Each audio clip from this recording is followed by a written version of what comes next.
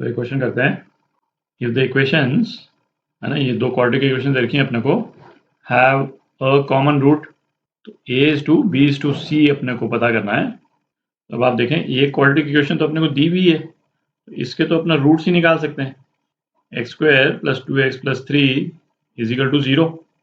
तो इसके रूट्स है ना क्या हो जाएंगे, अल्फा बीटा है ना -2 plus minus under root b square minus 4ac है ना 12 अपॉन 2।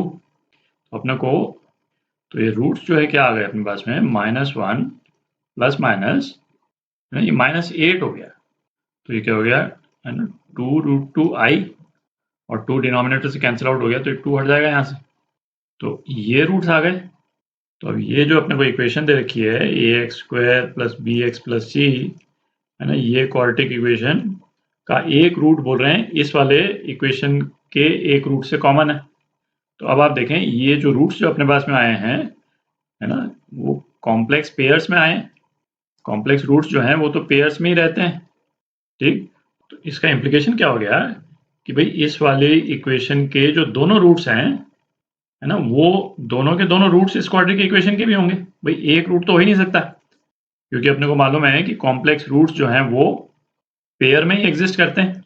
यदि एक रूट ये है तो दूसरा रूट ये होगा ही 100%, है ना, या वाइस वर्सा, एक रूट ये है तो दूसरा रूट जो है वो ये होगा ही, है ना। एक चीज़ हालांकि मैं यहाँ मेंशन कर दूं कि ये किस कंडीशन में होता था, जहाँ पे ए बी और सी रियल हो, और वो हमको दे रखा है यहाँ पे, है ना। ए बी या सी इनमें से कोई भी यदि रियल नहीं होता, तब ऑब्वियसली है ना कोई जरूरी नहीं है कि ये कंडीशन होल्ड करे, बट इस वाले केस में तो होल्ड करेगी। तो इन दोनों क्वाड्रेटिक इक्वेशन के दोनों ही रूट कॉमन हो गए। तो दोनों रूट्स कॉमन होने की कंडीशन क्या होती थी, इनके कोएफिशिएंट्स का रेशियो सेम होगा। तो a/1 ये b/2 और ये c/3 के बराबर होगा, ठीक। और हमसे क्या पूछा है, a/b/c। तो a/b/c है ना, ये किसके बराबर हो गया, 1:2:3 के बराबर, ठीक। तो ये आपका आंसर ए पार्ट। तो ये क्वेश्चन करते हैं, the value of b for which the equations have one root in common. तो x square plus bx minus 1 is equal to 0 है ना, ये एक इक्वेशन। और दूसरी इक्वेशन क्या है, x square plus x plus b is equal to 0, ठीक। वन कॉमन रूट की कंडीशन हम लगा लेते हैं, तो वो क्या हो जाएगी है ना, दूर वाले कॉलम्स को क्रॉस मल्टीप्लाई कर रहे हैं अपन। तो b+1 का स्क्वायर इज इक्वल टू है ना पास वाले कॉलम्स, तो 1 minus b into b square plus 1, ठीक।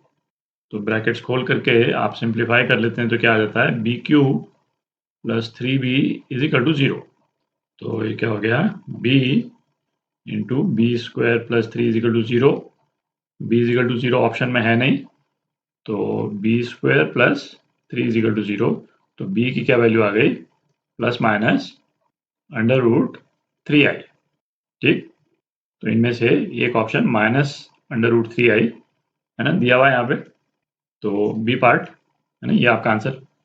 इसमें मैं एक चीज बोल दूं है ना, आप आई होप आप ऑब्जर्व ये कर पा रहे हैं कि है ना वन रूट कॉमन होने की ये जो कंडीशन है, अपन सीधा इसी को यूज करके है ना इन क्वेश्चंस के हम सॉल्यूशन निकाल रहे हैं।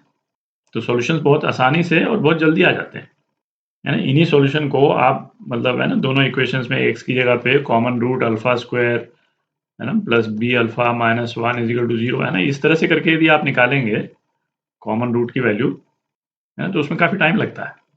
तो इस वाली कंडीशन को याद ही कर लें, है ना, बेटर है।